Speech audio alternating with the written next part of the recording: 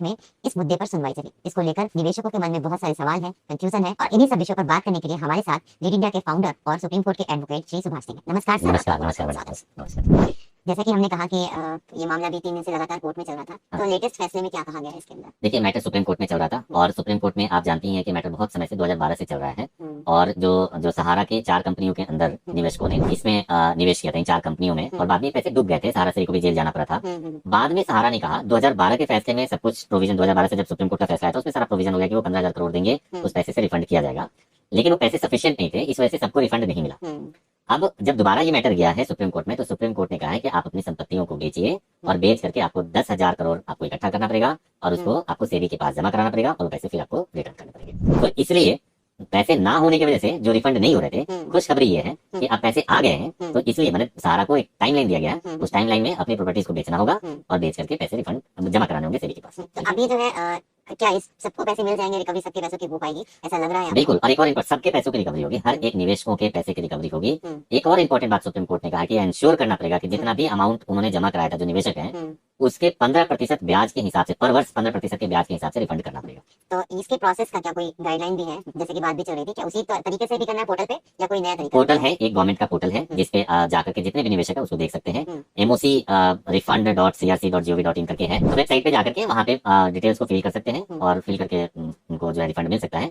एक और इम्पोर्टेंट बात है, उस वेबसाइट पे जाएंगे तो FAQs करके वहाँ पे एक ऑप्शन है। FAQs को हम कवर नहीं कर रहे हैं, उस पे कॉमन FAQs जितने होते हैं ना, कॉमन क्वेश्चंस होते हैं, उन सबके आंसर्स दिए हुए हैं। निवेशकों के जितने भी सवाल है, जी हाँ, तो वहाँ पे उनको पढ़ लेंगे तो उनको बहुत बेटर आइडिया हो जाएगा और कोई कंफ्यूजन नहीं होगा। ये तो गवर्नमेंट की गाइडलाइंस है कि वहाँ पे जाके भर सकते हैं फॉर्म। इसके बावजूद भी ऐसा कथित तौर पर कहा जा रहा है कि कुछ एजेंट्स के द्वारा ये फैलाई जा रही है रूमर्स कि कैश में वो पैसा ले सकते हैं, तो क्या ऑफलाइन प्रोसेस भी कहीं होगी? मेरी बात समझिए, देखिए ये जो पैसे जितने भी एक अब इस मैटर में सुप्रीम कोर्ट इन्वॉल्व है, सेबी इन्वॉल्व है, सरकार इन्वॉल्व है, इसमें कैश की बात कहाँ से आ गई? क्योंकि सहारा वाले ऐसा कह रहे हैं कि हमारे कैश की बात कहाँ से आ गई? ये तो ये र्यूमर ही है ना। तो इस तरह के र्यूमर्स पे ना जाए।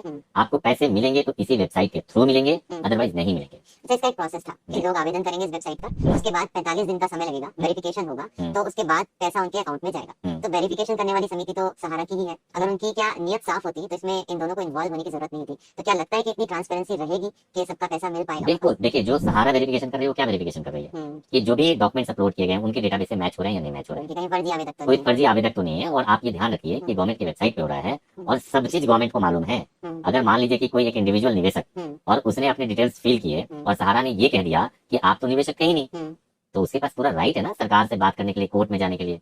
उसके पास पूरा राइट है, वो कर सकता है। ऐसा बहुत सारे निवेशकों के साथ हुआ है कि फॉर्म उनसे भरवाए गए, इस बीच में कुछ ऐसा हो सकता है कि वो दूसरे एजेंट्स लगे हो या दलाल टाइप के भी लोग बीच में आ गए, अगर उन्होंने भी फॉर्म भरवा लिए हैं लोगों के। अगर ऐसा किसी के साथ में भी हुआ है तो हमारे हेल्पलाइन नंबर पे कॉल करें, 88004445 पे, हम लोग गाइड करेंगे। तो अगर मान लीजिए इसमें डॉक्यूमेंट्स क्या है, फिर भी एक बार अगर आप बताएं कि अप्लाई करने के लिए निवेशक को बताने के लिए कि हाँ मेरा पैसा है यहाँ पर। बेसिक डॉक्यूमेंट्स हैं, आपको अपने ID प्रूफ, आधार कार्ड, ये सब डालने होंगे, as well as bank account का डिटेल डालना होगा और जो आपने पेमेंट सहारा को दिया है उसके डिटेल्स डालने पड़ेंगे कि आपने जो आप निवेशक थे उनके जो एग्रीमेंट्स और जो भी डॉक्यूमेंट अवेलेबल है वो देने होंगे। बहुत बेसिक सा डॉक्यूमेंट है, कोई ऐसा नहीं है कि आपको बहुत कुछ देना है, स्पेशली कुछ नहीं ऐसा कुछ नहीं। लेकिन इस प्रोसेस को करने में बहुत सारे लोग ऐसे हैं जो एजेंट्स के थ्रू ही गए, तो वो डायरेक्ट ऑनलाइन नहीं कर पाएंगे, तो क्या ऐसा भी कोई? पहली बात, एक बात समझ लीजिए कि अगर कोई भी व्यक्ति एजेंट के थ्रू जा रहा है, जैसे मान लीजिए कि मेरा पैसा डूब गया है, मैं पढ़ा लिखा नहीं हूँ, तो मैं आपको बोलूंगा कि आप मेरा ये फॉर्म भर दो या आप ये काम करा दो, तो आप अल्टीमेटली फॉर्म ही भरोगे। और वेबसाइट एड्रेस हमारे यहाँ से मिला लें, अपने घर में बच्चे तो होते ही हैं। हाँ जी, तो फॉर्म ही भरना है, फॉर्म भर करके ही ये प्रोसेस होगा।